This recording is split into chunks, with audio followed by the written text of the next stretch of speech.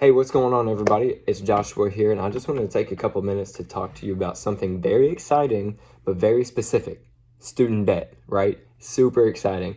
And nobody really likes to address it. And I'm in a college town. I live in Murfreesboro. I go to MTSU, and I hear a lot of talk around student debt. Like, what are my options on paying it off? How do I prepare for the long-term implications if I don't pay it off, right? Nobody's talking about how to plan for the student debt payoff or anything like that. And nobody's really educating other students about how to do that, right?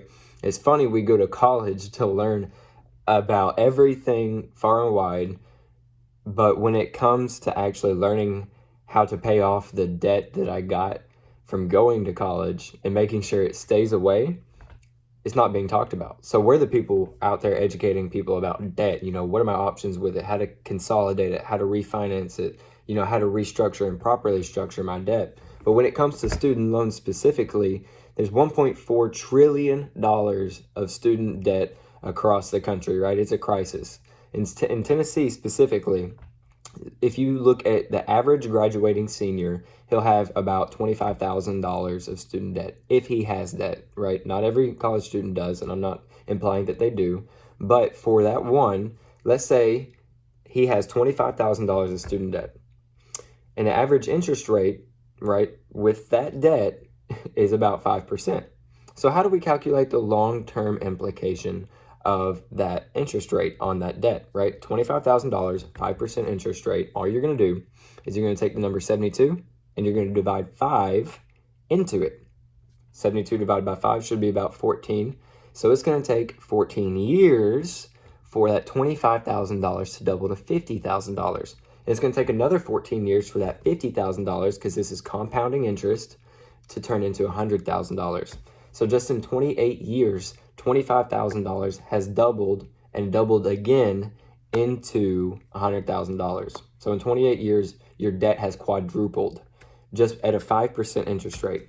That also works for the growth of your money. So if you're just paying the minimum on your student debt and you're not putting any money any elsewhere to offset that interest payment, then when it comes time to actually pay it off, that student debt will be growing at an interest rate, and your money that you're saving in the bank is not growing at a 5% interest rate. So that's why it's important that you're saving your money somewhere where it's going to grow. And if you're not, and we can show you options for that, but let's talk about what your options concerning forgiving that student debt are, because there are options.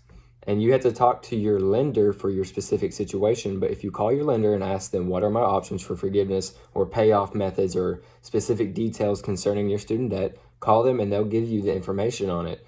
But let's say, for example, that example that we use of somebody having $100,000 of student debt, let's say that gets forgiven. $100,000 is forgiven. And the government looks at debt forgiveness as income. And what does the IRS do to income?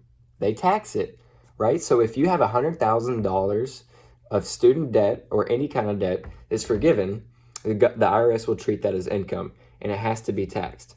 So if you get student debt forgiven, expect some taxes on it, and whatever the tax bracket is at the time. Let's say you have $100,000 and it's a 25% tax bracket. You're going to have to pay $25,000 of taxes on that forgiveness.